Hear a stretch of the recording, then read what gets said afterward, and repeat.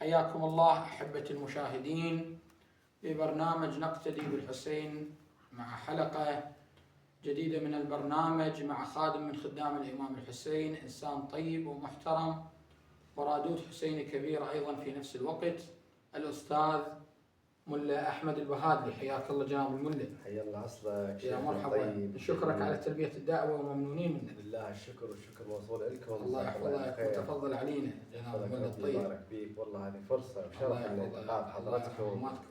شرف دخلنا معك وشرف اعظم من عندك. الله يرحم امواتك. نحن في الحقيقة نعيش الايام الفاطمية ونغتنم هذه الايام للتقرب من الصديقة الكبرى فاطمة الزهراء عليه السلام. سيدتي يقول رسول الله صلى الله عليه واله: ذكر فاطمة عبادة، يا لها من نعمة عظيمة. فنبتدئ ان شاء الله، تعرف بعد ليلة مصيبة وليلة عزاء، نبتدئ بقراءة للسيدة الزهراء عليه السلام من اختيارك يعني. الله يبارك فيك شيخنا. بداية عظم الله لنا ولكم العين. الله عزاءنا وعزاءكم. الله يرحم امواتك. ونرفع اسماء آيات الحزن والألم والعزاء إلى مقام صاحب العصر والزمان حضرة الحسن صلوات ربي وسلامه عليه. وأسأل الله سبحانه وتعالى أن يتقبل منا ومنكم هذا القليل. آمين آمين رب العالمين. بداية الشكر موصول لأخونا الأستاذ أبو أكرم الأستاذ عبد الأئمة المرياني شاعرنا أيضا. الله يبارك فيه. الشاعر الله يحفظه إن شاء الله. الله بالخير. الله يبارك فيه إن شاء الله. والتجمع من الحسيني إلى الحسيني. أحسنت. هذا التجمع اللطيف اللي يعني محفوف بالناس المحترمين والطيبين مثل حضرتك يعني. الله يبارك فيك. والله شو تحب نسمع قصيدة للضوء أبوذية؟ بعد أنت مخير، بعد أنت أستاذ واختصاص. الله يبارك. ومخير بهذا المجال. نقرأ لنا في بيت أبوذية ونقرأ قصيدة يعني. الله يحفظك. نعم. لا أبوذية وراها مقتطفات عندك إضافة. أنت أنا حاضر خادم. أحمد اليوم هو المبدع في هذا المجال، أنت من المبدعين ومن الناس الطيبين حقيقة اللي أنا أقل خادم وأصغر خادم. لا إن شاء الله. شوف كل الخدم يعيشون بذل وهوان إلا خدمة الحسين، فلهم كرامة وأنت خادم الحسين. شكرا. وخير بعد. شكرا. الله يحفظك. يا الله.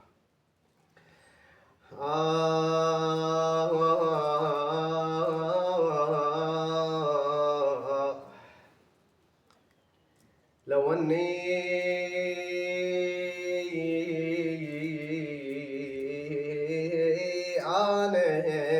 أنا الحنة الناقة،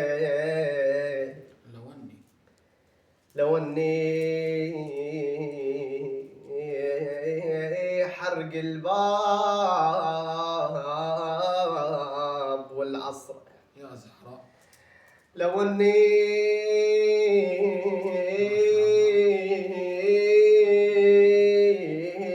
أنا الحنة الناقة الله الله، لو أني حرق الباب والعصر، لو أني بهذاك اليوم ويمحسي، بهذاك اليوم ويمحسن، لو أني ميتة ولا عشت هاي الأذية، هي ميتة ولا عشت هاي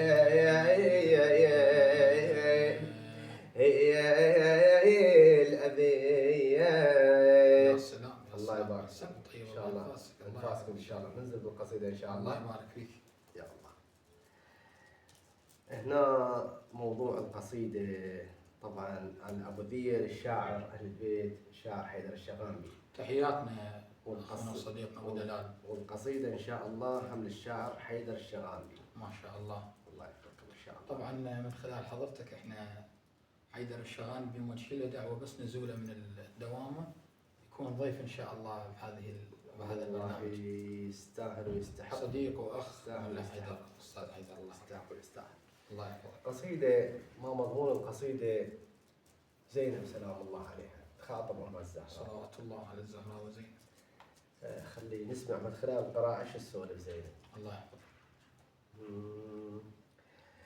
حسيني ريت حضنك من يجي الليل، يا سلام. أنا أمك قلت لو دمعتي تسيل زينب ها حسين يريد حضنك من يجي الليل أنا أمك قلت لو دمعتي تسيل 5 سنين عمري وانا ومنا على حجري 5 سنين عمري وانا ومنا على حجري من يجي الليل من يجي الليل لبست هدومك وقلبي انهدم حيل بحضني نومت وقمت لولي ليل لبست هدومك وقلبي انهدم حيل بحضني نومت وقمت لولي هلولي عليه مر ومر انعيله هلولي عليه مر ومر انعيله يشم بشيلتك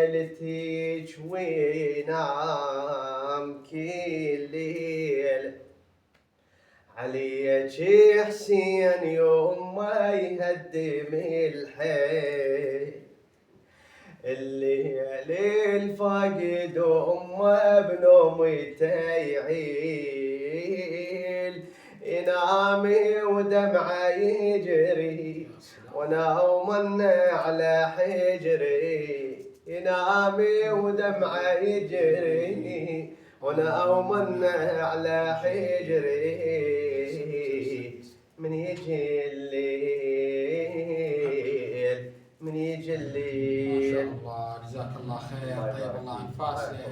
هيجتنا باجواء الحزن والالم والمصيبه. نسال الله ان يحفظك.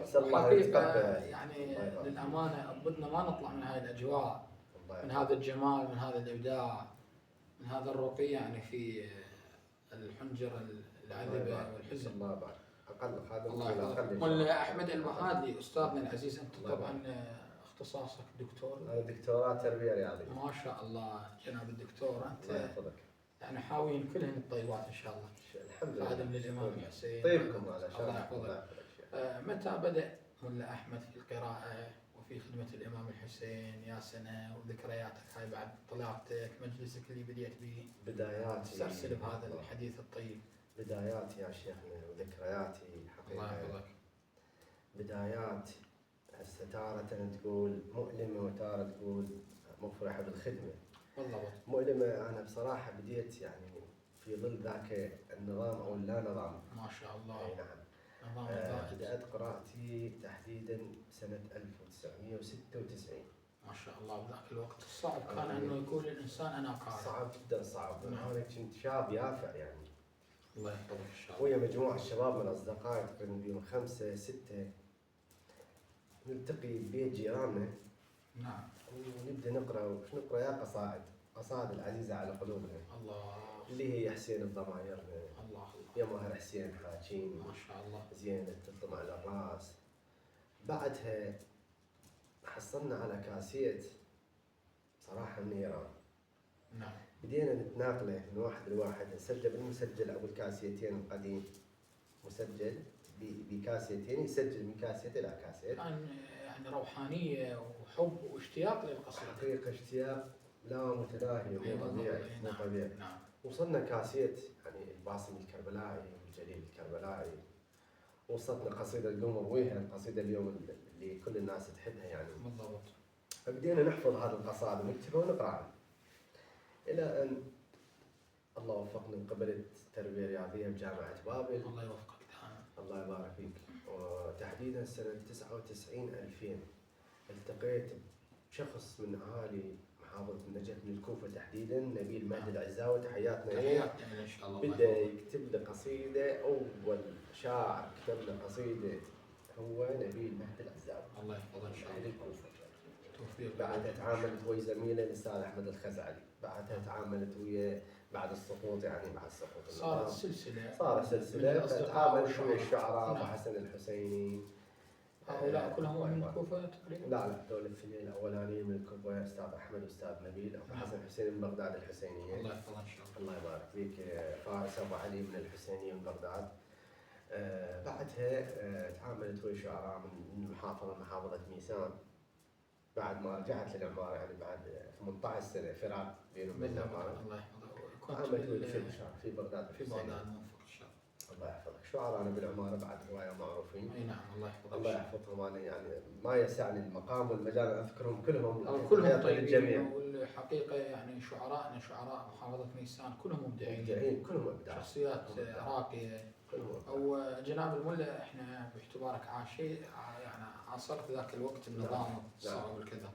يعني هي رساله لشبابنا وايضا شبابنا الحسينيين، نعتبر انه بعض الاحيان يكون الدفاع على ذلك النظام، وهو النظام الذي حارب المذهب وحارب الدين، خصوصا التشيع. يعني قضية الحسين، من حارب الحسين يكون مآله إلى السقوط كما رأينا. أكيد. نعم.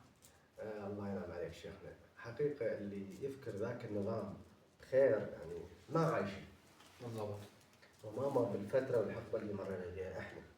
يعني أنا أذكر موقف صار بينا، احنا متوجهين يوم 10 ليلة 10 محرم.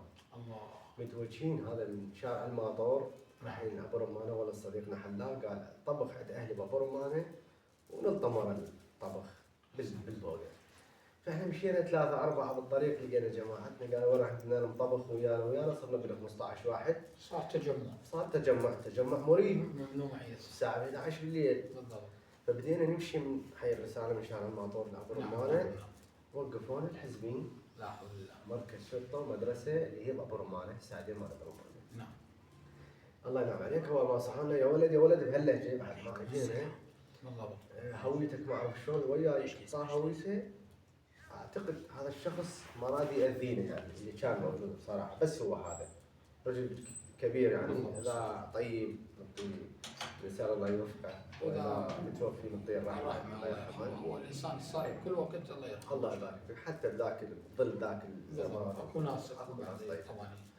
فحط ايدينا وظهرنا انا ويمه ودفعنا امشوا هيك منكم يعني. ويا ولد شاب سحب سلاحه ورمى علينا. لا حول ولا قوه بالله الكريم يعني. احنا بعد تعرف شباب وركبنا والحمد لله والشكر. ولو واحد عندنا ملزوم يمكن لو طالع او ما طالع اليوم يعني. قد يكون يعدم يعني. ممكن ان يعدم والله. وكان ذيك الفتره اللي يربي لحيه بشهر محرم يسجن سنه كامله الى ان ترجع المحرم يلا يطلع. لا احمد، احنا ما دام بدينا هذه الذكريات والاجواء ايضا هي مثل ما تفضلت أليمة بنفس الوقت مفرحه، لان انت دخلت في هذا المجال، مجال الخدمه. الله يبارك. اول قصيده هم تذكر اللي قريتها على بالك يعني سمعتها؟ اول قصيده قريتها يا مهر حسين حاكين. حافظ مقطع منها؟ والله بصراحه بعد القراءات الكثيره والقصائد يعني ما اتذكر، بس لحن هي لحنها قريب من يا حسين وضمايلنا. ايش الذكرى؟ يا مهر حسين حاجيني قاصدها الخيم ليها لبالك زيلي مظلت نتحشمها وتنخيها. يعني هذا اللي ذكرى. الله يبارك فيك. ياسين الرميثي الف رحمه على روحه. رحمه الله على روحه. بالمناسبة الله وفقنا ورحنا زرنا بيته بالرمية. ما شاء الله. هنيئا لك والله. ملا احمد الله يبارك فيك، تشوف التراث الحسيني نعتبره ركيزه يعني للقراءة بصورة عامة؟ التراث الحسيني ركيزة ونقطة انطلاق. التراث الحسيني أساس، والتراث الحسيني مثل ما قلت نقطة انطلاق، والتراث الحسيني السلم الأول لصعود الرادود، لارتقاء الرادود، لصقل الرادود. بالضبط. آخر سنة 2-3 من هذا اليوم تقريبا صار مرغوب التراث حتى عند شبابنا. فعلا. قبل الشباب يحبون السريعة يحبون القصائد كذا الحديثة، لكن هسه صار توجه للتراث. صار اكو توجه من خلال جنابكم والجناب الطيبين اللي يحتووا هذا الموضوع يعني. والله كثير بصراحة من الرواديد، يعني عندنا رواديد على مستوى المحافظة وعندنا رواديد على مستوى العراق، يعني هم صراحة بدأوا يقرون التراث وبدأوا يعني يعيشون بالقصيدة التراثية، واحنا لليوم لازلنا في كل قعدة في كل مجلس شو نقول؟ نذكر التراث. نعم. شو نقول؟ احنا غير حسين ما عندنا نصيب. هذا القصيدة اللي هي خالد. أصبحت اليوم خالد أحسنت. جناب الملا عندك تراث تسمعنا الله يبارك فيك. والله طبعا انت مخير، انا ما اقيدك. ان شاء الله مخير. انا راح اسمعكم يعني مو تراث بحت، يعني اللحن تراث يعني هو النيمر، لكن القصيده تحكي على الخدام. ان شاء الله يجعلك هو نيمر نقرا لكم اياه ان شاء الله، ونسال الله ان يوفقنا واياكم. امين. لين شرف الخدمه. يوفقك لخدمه الحسين دائما ان شاء الله اينما حليت ونزلت.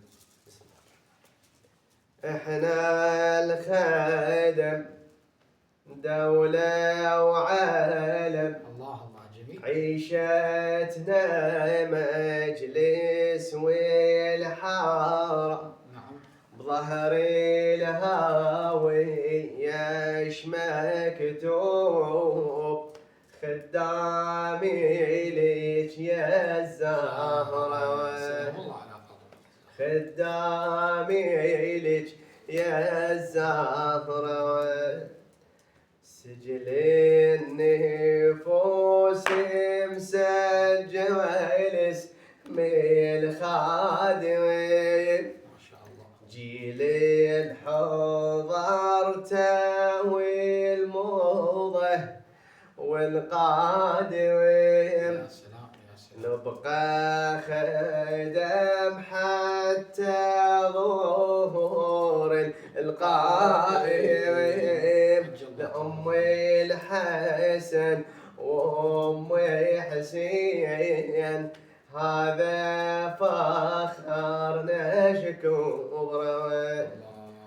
ظهر الحاوية وبالسجن وقعنا، بس خدمتك يا فاطمة مقصدنا، غيرك أبد يا أم الحسن ما عدنا، والعنده مثل الزهراء فاز ووصل للسدرة، فاز ووصل للسدرة. طيب الله انفاسك.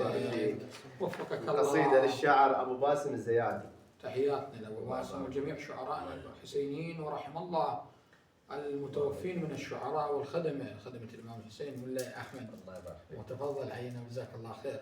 ملا أحمد البهادلي، تعرف جنابك أن الرادود أيضا باعتباره محسوب على الإمام الحسين، وأيضا أنظار المجتمع إلى الرادود سلوكا خلقا تحركاته كذا، لابد أن يكون الرادود يعني نفس الوقت متفقه ومتسلح عقائديا. نشوف شيخنا هذا الكلام والحديث يجرنا إلى آية مباركة يقول ولكم في رسول الله أسوة حسنة. نعم. الله يبارك فيك. فإحنا طالما متمسكين بأهل البيت يفترض بنا أن نتبع خطأ أهل البيت ولو بالقدر المعقول، نقتدي بسيط نقتدي به. زين. وإن أكرمكم عند الله أتقاكم. إذا لابد على الرادود أولا أن يكون صاحب خلق. أحسنت. إنما بعثت لأتمم مكارم الأخلاق. أحسنت. ثانيا أن يكون صاحب دين. بالضبط. ما هو الدين يا ابن رسول الله؟ الدين المعاملة. اليوم الدين السلوك بالمجتمع بغض النظر عن الأمور العبادية. بالضبط. زين. الأمور المعاملاتية، المعاملات، السلوك بالمجتمع. ثالثا الرادود يفترض به أن يعجن بالقضية الحسينية. أحسنت. يعيش القضية الحسينية. ونفس الوقت جاب الملا عقب على كلامك أنه مو فقط محرم، يكون ملتزم ومواظب على عباداته وطاعاته كذا حتى باقي الأوقات. هذا كلامك يذكرني كلام لزميلي اللي راح رحمة الله قبل رحمة الله يرحمه ويطيب رحمه. الله يرحمه. الخادم قارئ قرآن يعني ممثل بتشابيه ويدير نعم. بتشابيه، يعني تشابيه الحسين سلام الله، رجل يعني ومحاضر في نفس الوقت. الله يرحمه برحمته الواسعة. أبو ذر العبادي من أهل بغداد، من أهل الحسينية. الله يرحمه. الله يرحمه. يقول يعني ليش الخادم خاصة بالخدمة الحسينية، يعني بأيام الأربعين وأيام المشاية، الخادم تشوفه أخلاقه أخلاق ملائكة. أحسنت. يعني بس تخلص الخدمة الحسينية هاي الأخلاق اللي في هوية شادر. لا حول. أحسنت، هذا اللي ننوه عليه، جزاك الله خير. يفترض فيها هذه الأخلاق تبقى وياك أنت طالما أنت متبع خط الحسين. جناب المولى احنا كل زمان حاشوراء وكل أرض كربلاء. يعني احنا كل أوقاتنا المفروض نحن نعيش بالحسين. مثل ما تفضلت بالضبط، أبد والله يا زهراء ما ننسى الحسين. هذا عهد اعتبارها. واحنا غير حسين ما عندنا وسيلة. الله يبارك. حسين طيب الله يحفظك. الشعراء القريبين على ملا أحمد البهادلي من أبناء محافظة ميسان يعني. شغلهم دائما يعني على لحنك على كذا. هذا السؤال يمكن يجرنا إلى لا بإحراج لا، بس هم كلهم أصدقائنا وإحنا كلهم إخوتنا يعني، جزاهم الله ألف خير، متفضلين جدا يعني. أنا لحد اليوم زميلي مدرس أستاذ منتظر مدرس كيمياء، يعني رجل طالع قصيدة شاعر. اي نعم. ما شاء الله ما شاء الله. الشاعر مازن الزبيدي يعني ما شاء الله. شاعر معروف يعني. بالضبط. الشاعر حيدر الشعران يعني هواي شعراء، واغلب الشعراء مثلا ممكن هو من المحافظه بس احنا ناخذ قصائد من التليجرام او من زميلنا رادول او شاعر ثاني يرفع قصيده ما متواصلين. ابو علي المالكي مثلا، عبد الجليل، يعني هو شعراء. انا يعني للاسف ممكن ما اريد يعني اذكر شعراء حتى لا انسى واحد. الله يحفظهم. وبالنتيجه يعني انا كلهم تاج على راسنا. كلهم تحياتنا لهم واصحاب توفيق، لان من كتب فينا بيتا بنى الله له بيتا في الجنه. هنيئا لهم جميعا. هاي اللي يوظف افكار لخدمه الحسين هاي رحمه. مولا ابا. اي والله توفيق. جناب المولى نسمع. الله يبارك فيك. الله يبارك فيك ان شاء الله. الله يحفظك. احنا طالما على ذكر الحسين سلام جمال بدنا ما نطلع منه. اي والله جمال شرف والله شرف. جمال على الصنف الاول كلامه يا حضرتك هو متعه. شرف. واستماع قصائدك هو متعه اخرى يعني خصوصيه. احنا طالما ذكرنا المولى ابا عبد الله الحسين، سلام الله عليه، راح اقرا لك قصيده. نعم. يعني للحسين والعباس سلام الله عليه. بعد ما رجع الامام الحسين سلام الله عليه. انا احب اسولف قبل القصيده حتى اوصل فكره قبل لا اقرا. نعم. محتوى القصيده تتكلم. بعد ما رجع الامام الحسين من العباس يقول رجع حزينا منكسرا محدودا بالظهر وكفكف دموع عينيه بكمه. يقول فاستقبلته السيده زينب سلام الله عليه. فهنا شيء قلها سولف لها شلون صار الوداع ويا اخوي العباس. الله. قلها موادع نظرات الله بحضين ومات راح العباس طيح الخيمات. موادع نظرات بحضين ومات راح العباس طيح الخيمات. ظهر الكسر الناس هامه جايب لك بس الفامه. يا سلام. ظهر الكسر الناس هامه جايب لك بس الفامه. راح العباس راح العباس. ركضت تبكي بقبل الموت من ندرك نصاحاني الحيرني بصدور عباس. شكو سهم دافع سهم ثاني يا أبا الفضل يا أبا الفضل لمست على طول جروح على خيد أهر وازان. نظرت عينه كانت زينب نظرات وداع. وبعد لا والأصحاب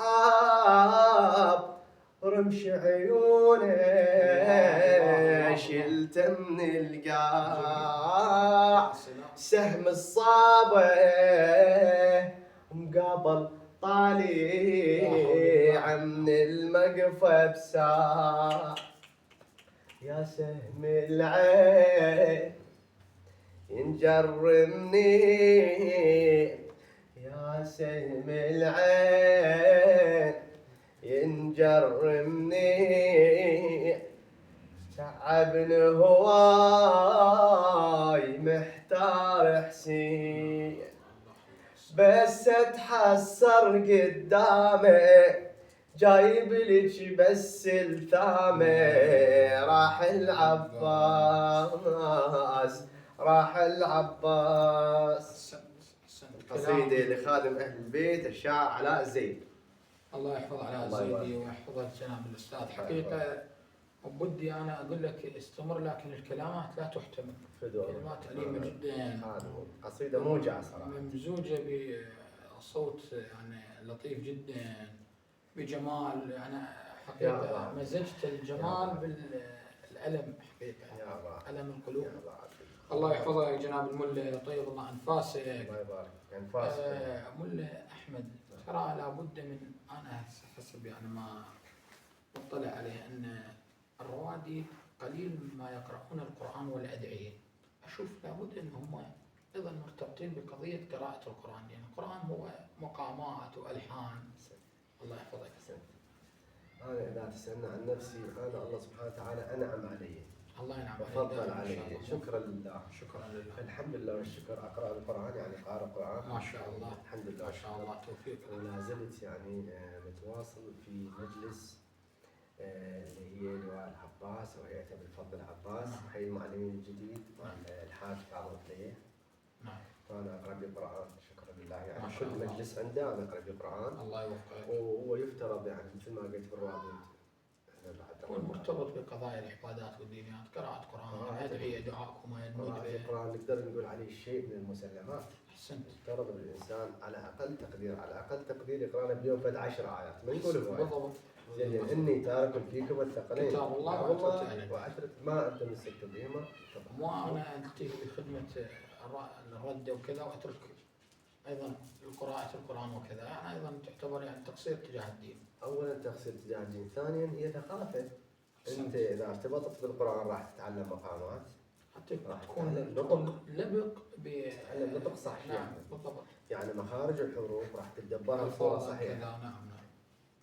الله يحفظ إن شاء الله ملا أحمد. حقيقة بدنا أنه لا نقطع هذه السلسلة من الكلام والقصائد اللطيفة، لكن هذا الوقت اللي ما نحب نثقل على المشاهد الاطلاع عليه، لأن هذا جمال.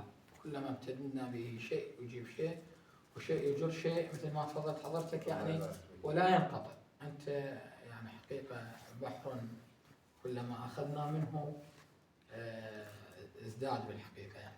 حقيقة أنا ما أصل قطرة من هذا البحر اللي وصفته لأصغر خادم من خدام الحسين. صلى الله أن يحفظ خدمة الإمام الحسين. أتمنى نكون عند حسن ظن خادم خادم خادم خادم إلى قطع النفس. بارك الله. رسالتك للروادي، لأخوتك الشعراء كذا، خدمة الحسين بصورة عامة يعني. قبل أن أطرح الرسالة، أنا أتمنى أن هم يعظوني، هم ينصحوني، هم ينطون رسالة. أنا خادمهم. عندك إنكار ذات وتواضع إن شاء الله. أنا أقول الإنسان يعني إذا وضع نفسه في هذا المجال زين. نعم. مثل ما ذكرنا بداية حديثنا، يفترض أن يكون لي يحسن إلى نفسه، يكون ظلم النفس، ويحسن إلى أهله، ويحسن إلى أصحابه، وينتقل إلى المجتمع. بالضبط. بالأخلاق. أخلاق وحسن المعاشرة مثل ما تفضل. جزاك الله خير. أحبتي المشاهدين، وصلنا إلى الختام. قبل أن نختم نشكر الأستاذ والدكتور الإنسان المحترم وخادم الإمام الحسين الملا أحمد البهادلي على أنه شرفنا حضوره في برنامجنا ولبى دعوتنا. إحنا ممتنين منك جناب الملا. شكرا لكم. الله شكرا لله، شكرا للحسين، شكرا للزهراء. الشكر موصول لكم انتم اصحاب الدعوه. شكرا جزيلا لكم. نسال الله ان يتقبل منا ومنكم هذا القليل جعل محمد وآل شكرا محمد. جزيلا لك. نشكر الله عز وجل ان وفقنا لخدمه خدام الامام الحسين، وايضا الشكر للاستاذ الشاعر ابو اكرم عبد الامل المرياني اللي من خلاله دعينا الاستاذ احمد. طبعا الاستاذ احمد ملا احمد البهادلي صديقنا، لكن من خلال عبد الائمه ان شاء الله شرفنا. تجمع من الحسين الى الحسين ان شاء مبارك الله. ان شاء الله دائما من الحسين الى الحسين. احبتي المشاهدين، وصلنا الى الختام، انتظرونا في حلقات قادمه ان شاء الله. نستودعكم الله في حفظ الله وفي امانه.